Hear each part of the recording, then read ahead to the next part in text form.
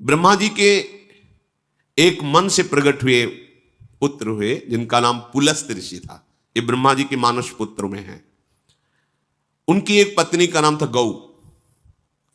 उनके एक पुत्र हुआ जिसका नाम वैश्रवण, जिनको कुबेर जी कहा गया। ये पुलस्त्य जी के अंश से प्रकट हुए श्री वैश्रवण जी हैं। ये बड़े तेजो संपन्न और शक्तिशाली थे। वैश्रवण जी अर्थात कुबेर जी ये पुलस्त्य ऋषि को छोड़ करके भगवान ब्रह्मा जी की आज्ञा में और सेवा में रहने लगे। ये पुलस्त्य जी को अच्छा नहीं लगा, क्रोध आ गया पुलस्त्य जी को।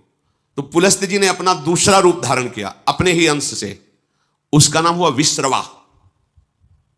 अपने शरीर से दूसरा रूप प्रकट किया जिसका नाम विश्रवा। क्रोध से प्रकट किया। यह क्रोध आसुरी भाव है, राक्षसी भाव है।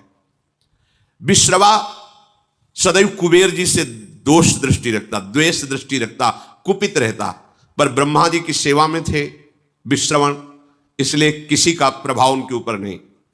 वैश्रवण की सेवा से प्रसन्न होकर पितामह ब्रह्मा जी ने अमरत्व प्रदान कर दिया और त्रिभुवन के धन का मालिक बना दिया। धनाध्यक्ष भगवान कुबेर ऐसा कहा जाता है। वो जो पुलस्त्य जी के अंश से प्रकट हुए प्रथम पुत्र, द्वितीय विश्रवा जो उन्हीं के आधे शरीर से प्रकट हुए। और जब कुबेर पदवी मिली तो महादेव जी से ब्रह्मा जी ने उनका परिचय कराया और मित्रता करवाई। नलकुबर नाम के इन्हीं के मणिग्रीव पुत्र प्रकट हुए और एक दिव्य स्वर्णमयी राजधानी धनाध्यक्ष कुबेर की, जिसका नाम लंका। ये धनाध्यक्ष कुबेर की राजधानी, त्रिभुवन का धनाध्यक्ष पद और लंका ये कुबेर को दी गई। और विचरण करने के लिए पुष्पक विमान और यक्ष राक्षसों का राजाधिराज पद कुबेर को दिया गया।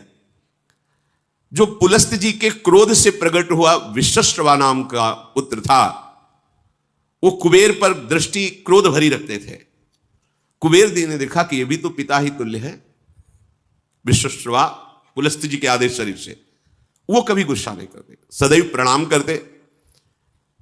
और धनाध्यक्ष कुबेर तीनों लोकों के यक्ष दैत्य राक्षस यक्ष इनके स्वामी थे। तो तीन बहुत ही सुंदर युवतियां सेवा में दी, राक्षस कन्याएं, बड़ी माया शक्ति से संपन्न, दिव्य से दिव्य रूप धारण करने वाली। वो महामुनि विश्रवा की सेवा में लगी। रात दिन उनकी आज्ञा में हाथ जोड़े खड़ी रहती थी। जब जो आज्ञा वैसी सेवा, नृत्य करना, गान करना, महर्षि को रिझा लिया। उनमें से एक का नाम पुष्पोत्कटा, दूसरा का राका, तीसरे का नाम मालिनी। तीनों एक दूसरी सेवा में सुख प्राप्त करने के लिए होड़ लगाई हुई थी। तीनों ने प्रार्थना की कि मुझे पुत्र चाहिए। महान तपस्या से संपन्न क्रोध युक्त विश्रवा मुनि ने उनसे पुत्र उत्पन्न किए।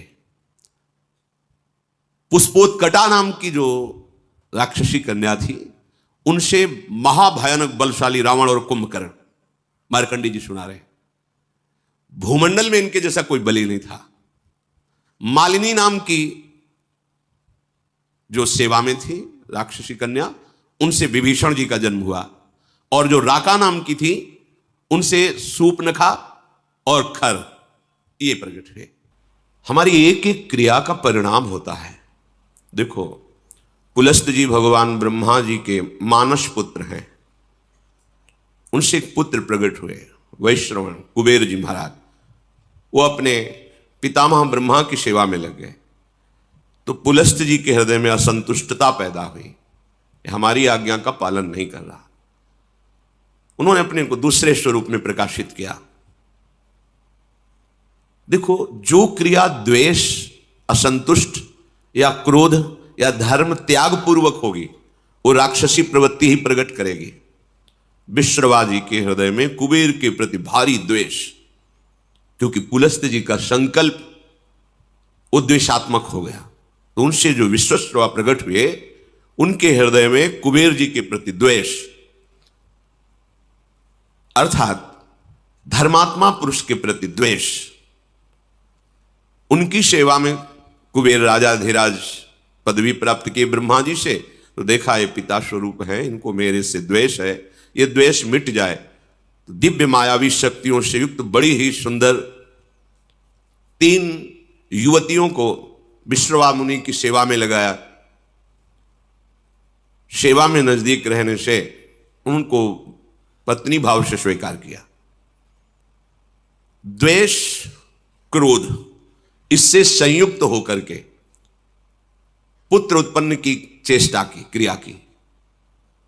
पुष्पोत्कटा नाम की सुंदरी से जो सेवा में थी, बड़ा ही भयानक पुत्र प्रकट हुआ, रावण, फिर कुंभकर्ण। उसी भाव से भावित होकर के राका से संयोग किया, तो जिसे खरदूषण कहा जाता है, वो पुत्र और शूर्पणखा पुत्री, भयानक राक्षसी भाव। थोड़ा मन शीतल हुआ, इतना द्वेष नहीं करना चाहिए। ऐसा भाव करके मालिनी से संयोग किया तो विभीषण जी का प्रादुर्भाव हुआ। अगर आप गृहस्थ हैं और द्वेष, क्रोध, हिंसात्मक वृत्ति, अधर्म भाव, फिर आप पुत्र उत्पन्न करते हैं तो वैसे ही पुत्र होगा। या असमय में, जहां शास्त्र आज्ञा नहीं करता, उस समय तो राक्षसी भाव का होगा। जैसे कश्यप और दिति जी पति पत्नी है। कश्यप जी 10,000 वर्ष तक तपस्या में ब्रह्मचर्य रहकर भगवद आराधना की। दिति जी उनकी सेवा में रहे। प्रसन्न हुए कश्यप, क्या चाहिए तुम्हें? उनका, भगवान आप हमारे प्राणनाथ पति हैं, एक पत्नी को अपने पति से क्या चाहिए? पुत्र, यही सौभाग्य है। तो उनका समय का इंतजार करो। उनका, नहीं भगवान, मेरे हृदय में इतनी वेदना हो रही है कि हमारी और बहनों की तो संतानें हैं, मेरे है नहीं। अब मैं समय का इंतजार नहीं, आपको इसी समय मुझे पुत्र प्रदान करना पड़ेगा। और इस तरह से वो अपनी भावना को प्रस्तुत किया, हठ किया। महापुरुषों से हठ नहीं करना चाहिए, उनकी रुचि पर छोड़ना चाहिए। पर वो अपनी रुचि का आरोप इस कोट से किया कि वो संध्या काल था, भगवान सूर्यास्ताचल को जा रहे, इस समय महापाप माना जाता है स्त्री संभोग। उन्होंने विवश होकर के फिर स्नान आदि किया और कहा कि तुम जानना चाहते हो तुम्हारा पुत्र कैसा होगा? घोर भगवद्रोही पैदा होगा, क्योंकि घोर समय था। वो दैत्य और दानवों का अधिपति होगा, साधु ब्रह्म ऋषि धर्म इसका नाश करेगा। कांप गए भगवान, ये तो मेरी चाह नहीं थी, ऐसा कैसे? तो उन्होंने कहा, तुम्हारी रुचि और समय इसके अनुसार ऐसा पुत्र होगा। चरणों में गिरे, भगवान ऐसा नहीं होना चाहिए, ऐसा तो होगा, पर अब तुम क्षमा मांग रहे हो, इसलिए तुम्हारा पौत्र भगवान का महान भागवत होगा। तो वही हिरणाक्ष और हिरण्यकश्यप के रूप में प्रकट हुए और श्री प्रहलाद जी उनके कुल को पावन करने वाले प्रकट हुए। संतानोत्पत्ति एक भगवान की पूजा रूपी ये क्रिया है, ये कोई ऐसी साधारण नहीं है। आप अगर संयम से रहकर पवित्र होकर भगवान को प्रणाम करके उनकी आज्ञा का पालन करने के लिए उनकी सृष्टि विस्तार रूपी पूजा, उनका स्मरण करते हुए, तो निश्चित महाभागवत पुत्र होगा, देशभक्त होगा, बलवान होगा, विद्वान होगा। अंदर क्रोध है, द्वेष है, अधर्माचरण है या मदिरापान आदि ऐसे, तो फिर वो सींग भले प्रकट ना हो, पर होगा वो राक्षस स्वभाव वाला। स्वभाव उसका आसुरी होगा और वो तुम्ही को दंड देगा, तुम्हें जलाएगा जीवन भर। ये शास्त्र प्रमाण से जो चलता है उसे परम शांति मिलती है, चाहे गृहस्थ हो चाहे विरक्त हो। जिस समय रावण प्रकट हुआ, बहुत ही विकराल उस समय हो गया। जैसे भगवान के प्रकट होते प्रकृति शीतल हो जाती है, मंगलमयी सुगंध चलने लगती, दुंदुभियां बजने लगती हैं, कोई भी ऋतु हो, बसंत ऋतु प्रकट हो जाती है। ऐसे ये महान दैत्य भाव, देखो भाव का खेल है। भाव आसुरी किया और संतान उत्पन्न किया, तो ऐसे भाव का प्रकट हुआ। 10 सिर ताहि 20 भुज दंडा, रावण नाम वीर बरी बंडा। 10 सिर 20 भुजाएं, अपार बलशाली।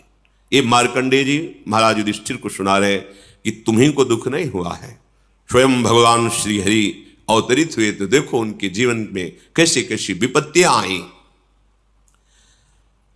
ये भगवान के नित्य पार्षद हैं, जय और विजय। सनक सनंदन सनातन सनत कुमार को प्रवेश द्वार में ही रोक दिया। ये अपराध है, नहीं करना चाहिए था। जय विजय जी को बिल्कुल नहीं करना चाहिए था, क्योंकि ये आदि मुनि हैं, निरंतर भगवत अनुराग में ब्रह्मबोध में छके रहते हैं। बैकुंठ में कोई ऐसा वैसा जा सकता है क्या? भगवत धाम है, संशय की कोई वहां गुंजाइश नहीं। 5 वर्ष की अवस्था हर समय रहती है और नग्न रहते, दिगंबर रहते हैं, और श्रीमुख से चारों के निकलता रहता है हरि शरणम हरि शरणम हरि शरणम। अब इनको रोकने की क्या जरूरत है? पर भगवान की जब प्रबल इच्छा प्रकट होती है लीला करने की, तो उनके जोड़ का तो उन्हीं का पार्षद ही होगा, दूसरा तो कोई हो ही नहीं सकता, क्योंकि हरि स्वरूप ही होते हैं। भगवत इच्छा से ही रोक दिया। अब इतने अनुराग में एक एक कदम बढ़ रहे थे सनक सनंदन सनातन सनत कुमार जी के, कि उन्हें अच्छा नहीं लगा। तुमने क्यों रोका? प्रभु के दर्शन में जाने में क्या तुम्हें मेरे में बाधा लगी? तुम निर्विकार सच्चिदानंद परम धाम में भी दोष बुद्धि रखते हो। यहां कौन आ सकता है बिना भगवान की इच्छा के? इसका मतलब तुम्हें दंड चाहिए अभी। ये आश्चर्य की बात, जहां से किसी का वापस होना नहीं होता, भक्तों का या संतों का, भगवत प्रेमियों का अपराध वहां से भी नीचे पटक देता है। आज तक कोई प्रमाण नहीं मिला कि बैकुंठ से किसी का पतन हुआ हो, लेकिन इनका पतन हो गया। महाभागवत ब्रह्मबोध संपन्न निरंतर भगवत अनुरागी महात्मा को रोक दिया, साप दे दिया, जाओ तुम 3 जन्म तक असुर भाव को प्राप्त हो। इससे बड़ा दंड क्या हो सकता है? भगवत भाव का सिद्ध महापुरुष भगवत पार्षद बनता है, उसका जीवन होता है निरंतर भगवत चिंतन। ऐसे चिंतन में सिद्ध हुए भगवत पार्षद, ये तो सिद्ध पार्षद है, इससे बड़ा दंड क्या हो सकता है कि आसुर भाव को प्राप्त हो, भाव ही तुम्हारा राक्षसी हो जाए। कांप गए। जय विजय भगवान सर्वांतर्यामी स्वयं चलकर आए। वो बड़ी अद्भुत बात कही। कहा सेवक का अपराध स्वामी का ही होता है, इसलिए आप क्षमा करो या मुझे दंड दो। ये मानो ऐसा प्रहार हुआ सनकादि के ऊपर, अगर विचार करके देखो बहुत मृदु शब्द दिखाई दे रहे हैं, लेकिन नहीं। भगवान को लगा तुम्हें तो सोचना चाहिए कि मेरे पार्षद हैं। अगर दंड ही दिलवाना था तो हमसे निवेदन करते कि आपके सेवक ने मुझे रोक दिया, आपको असंतुष्टता, आप फाइनल कैसे कर दिए? भगवान के जो शब्द है इसमें बड़ा गूढ़ भाव है। सनकादि को अपना नहीं कहा उस समय, कहा सेवक का अपराध स्वामी का ही अपराध होता, मुझे क्षम। ये बहुत बड़ी बात अलगाव की हो गई ना। अपनापन किससे दर्शा रहे हैं श्री भगवान जय विजय से? सेवक का अपराध स्वामी का ही अपराध होता। हे ऋषियों, आप चाहे दंड दो या क्षमा करो, मेरी भुजा भी हो, यदि आप जैसे महात्माओं के विरुद्ध चल जाए तो मैं काट दूं, फिर ये तो सेवक है। संतुष्ट किया। अब तो कांप गए सनकादि वचन, क्योंकि परम ज्ञानी है, बार बार भगवान के चरणों में प्रणत हो रहे हैं। प्रभु आप कहें तो शाप मिथ्या हो जाए, नहीं, मेरी इच्छा से है ऐसा है। और जय विजय से कहा तुम चिंता मत करो, आसुर भाव रहेगा पर तुम्हारे कल्याण के लिए मैं स्वयं अवतरित होऊंगा, स्वयं अवतरित, तुम चिंता मत करो। जय विजय ने तो 3 जन्म लिए, पर भगवान ने 4 जन्म लिए। रावण कुंभकर्ण रूप में जब ये पधारे तो भगवान श्री राम रूप में, वो तो अंश में चतुर्व्यूह स्वरूप से प्रकट हुए। हिरण्यकश्यप हिरणाक्ष के लिए भगवान नरसिंह और वाराह, और शिशुपाल दंतवक् भगवान श्री कृष्ण, 4 अवतार, राम, नरसिंह, वाराह और हरि श्री कृष्ण, 4 अवतार भगवान ने लिए। हर चरित्र से हमें शिक्षा मिलती है। यदि हमें रोका जा रहा है तो हम श्रद्धा लेकर के आए हैं, हमें रुक जाना चाहिए। दूसरी बात, यदि वो भगवत प्रेमी महात्मा है तो विनय की जा सकती है, उसको शासन के द्वारा नहीं रोका जा सकता। वो भले अल्प अवस्था का क्यों ना हो, यदि वो वैष्णव चिन्हों से चिन्हित है तो हाथ जोड़ के बात करनी चाहिए। अगर आप कुछ क्षण यहां विराजमान हुए, अभी मैं आपको विनय पूर्वक, शासन नहीं, पार्षद हैं भगवान के, वो सामने महान ऋषि हैं, विनय की जा सकती है। हमको एक एक आचरण की शिक्षा मिलती है हर चरित्र से, हर चरित्र से। अब ये भगवान के पार्षद आसुर भाव को प्राप्त है, इनकी जोड़ का कौन हो सकता है? तो 10 सिर ताहि 20 भुज दंडा, रावण नाम वीर बरी बंडा। बड़ा ही प्रचंड सामर्थ्यशाली रावण, जिसके 10 सिर, और ऐसा नहीं था कि भयानक लगता हो, 10 सिर होते हुए भी बड़ा सुंदर था, भगवत पार्षद है, सुंदर था। ऐसा नहीं कि उसके देखने में कुरूपता झलकती हो, जिसके 10 खोपड़ी हो तो अलग नहीं लगेगा, ऐसा नहीं था। और 20 भुजा, महान बलशाली, प्रचंड शूरवीर। और दूसरा, भूप अनुज हरि मर्दन नामा, भयो सुकुंभ करन बलधामा। मानो हिमालय ही पैदा हो गया हो पुष्पोत्कटा के गर्भ से, ऐसा विशाल काय स्वरूप। और आहार, ये छोटे मोटे निशाचरों की बात अभी आप सुनी थी। वो बक नाम का निशाचर जो एक चक्रा नगरी में जब पांडव रुके हुए थे तो ब्राह्मण की बारी आई थी, तो वो बता रहा था 200 भैंसे, एक छकड़ा भोजन, और एक आदमी, जैसे हरी मिर्च एक चाहिए तो एक आदमी उस परिवार से जाएगा, रोज उसके लिए अलग अलग नगर से एक एक घर से जाता था। 200 भैंसे, 200 भैंसे कितने, एक छकड़ा भोजन, और एक आदमी हरी मिर्ची की तरह स्वाद लेने के लिए। वो आदमी खाएगा, 200 भैंसे खाएगा, एक छकड़ा, ये उसका रोज का आहार था। ये छोटे मोटे राक्षसों की बात है। कुंभकर्ण का आहार क्या था? अनगिनती, मतलब महीनों से व्यवस्था होती थी, अपराधी मनुष्यों को पकड़ के गौ भैंसे नाना प्रकार का आहार, ऐसे जैसे गौशाला खोली जाती ना, ऐसे उसके आहार की व्यवस्था होती। आहार कर, भयानक आहार करने वाला, मतलब विश्व को अब चाट जाए ऐसा उसका उदर, आहार करने, भयंकर बलशाली। मालिनी जी के गर्भ से प्रकट हुए महाभागवत विभीषण जी। देखो चिंतन का प्रभाव पड़ा है, अंदर चिंतन हुआ, मैं द्वेष कर रहा हूं नहीं, और शांत भाव से तो श्री विभीषण जी का प्रादुर्भाव। माता पिता की वृत्ति जिस समय संतानोत्पत्ति की भावना से संयोग कर रहे हैं, उसी का परिणाम संतान पर पड़ेगा। ये बहुत बड़ी पूजा है, बहुत सावधानी रखनी चाहिए। इसे ये नहीं समझना चाहिए कि हम वासना की तृप्ति के लिए ऐसा कह रहे हैं, नहीं। पहले हर महापुरुष कुछ समय तक ब्रह्मचर्य रहकर साधन करके, गुरुजनों को प्रणाम करके, दिक्पाल दिशाओं को प्रणाम करके फिर संतान उत्पत्ति, धीर वीर गंभीर विवेकवान ऐसे पुत्र प्रकट होते। भयो विमात्र बंधु लघुताशु, मालिनी जी के गर्भ से विभीषण जी प्रकट हुए, और राका के गर्भ से खर और शूर्पणखा। शूर्पणखा ऐसी वैसी राक्षसी नहीं थी, अगर देवलोक में चली जाए तो कोई भी देवता सामने नहीं आता था, इतनी बलवान थी, कोई साधारण राक्षसी नहीं।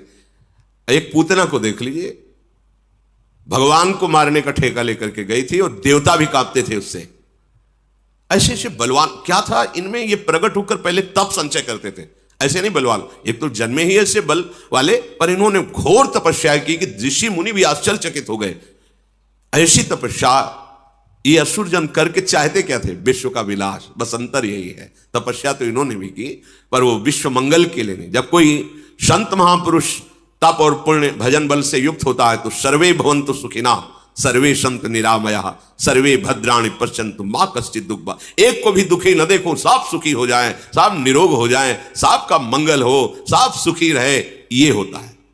और जब असुर तपस्या करता है तो उसका संकल्प होता है, मैं जब जिसको चाहूं उसको नष्ट कर दूं, मेरे आगे कोई खड़ा होने वाला न रहे, सबको दुख मिले, सबको अशांति मिले, सब मेरे अधीन रहे, ये आसुरी भाव होता है। अब जब वो प्रकट हुए तो उनका परिकर भी प्रकट हुआ। काम रूप खल जिनस अनेका, कुटिल भयंकर विगत विवेक, विवेक रहित कुटिल स्वभाव, भयंकर आचरण, ऐसे राक्षसों का प्रादुर्भाव हुआ।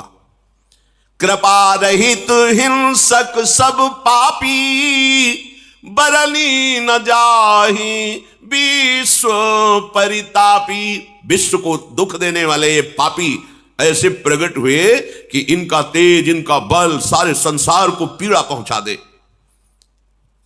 ये भगवान के विरोध में प्रकट होने वाला परिकर है, इसलिए इसका पहले गान किया गया है। देखो एक इसमें इस चरित्र से भाव मिल रहा है कि अगर जुड़े हमारा जो भी भाव है और भगवान से जुड़ जाए तो उसका मंगल हो जाता है। और निशाचर स्वभाव, पापी स्वभाव, कहीं किसी पर कोई भी दया कृपा नहीं, केवल हिंसा वृत्ति।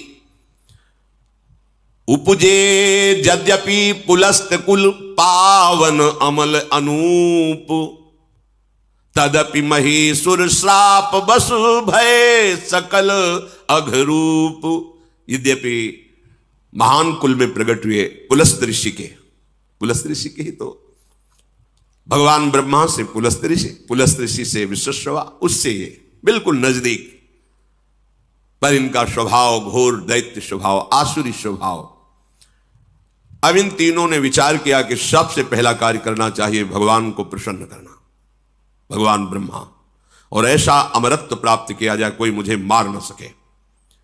कीन विविध तप तीन हूं भाई, परम उग्र नहीं बरनी सो जाई।